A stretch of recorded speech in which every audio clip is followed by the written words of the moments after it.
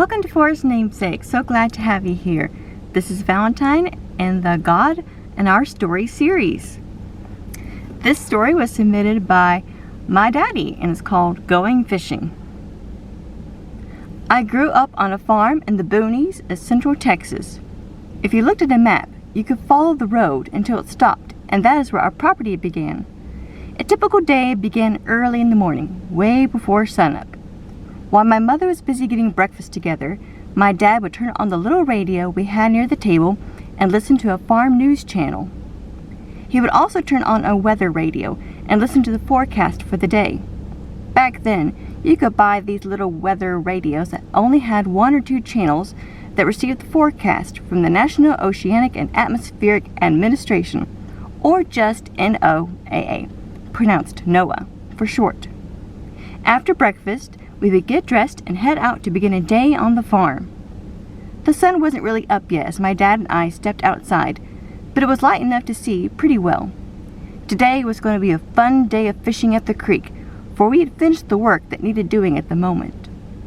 To fish in the creek, we used a long cane fishing pole, which was about 10 feet long with a fishing string attached to the end of the pole that was a little longer than the pole itself. The first thing we needed was bait. One of the best baits around is earthworms. With a little work with a spade, you could get plenty of worms to fish for the day.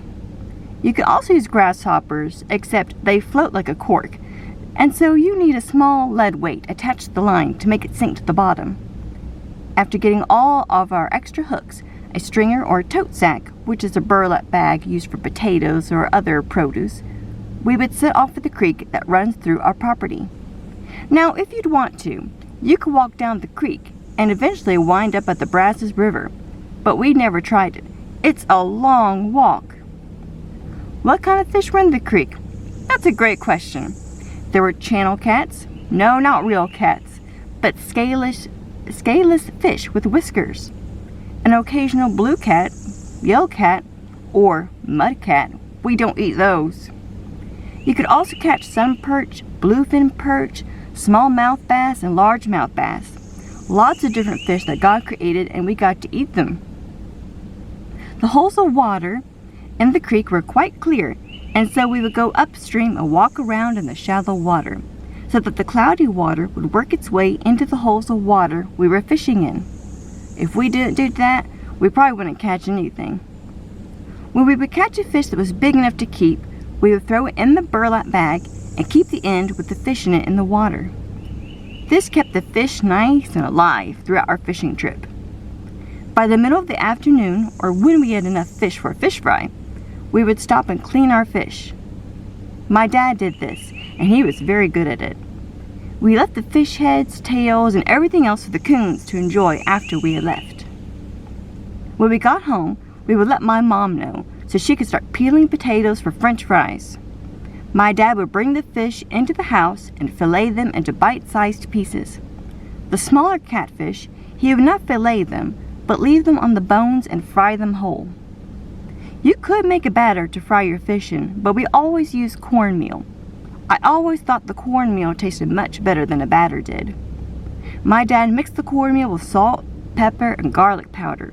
He put it all in a plastic bag and would taste it to make sure the proportions were right. Then we would get out a large cast iron pan for cooking the fish and a large pan for the potatoes. It smelled so good while cooking. Of course, I would have to sample the cooked fish and potatoes to make sure they were edible. Yummy! Then, when all was done, we would quickly set the table and eat a wonderful meal together. What could be better than eating something you caught yourself? It really doesn't get any better than that. I'm thankful to God for these fond memories. So, hope you enjoyed my dad's true story of his fishing days and the fish fry. And I can attest because I had my grandfather's fish fries and they are delicious. And then my dad learned to make them himself. So, hope you enjoyed it again, and if you'd like to submit a story of your own, the criteria will be in the description box below.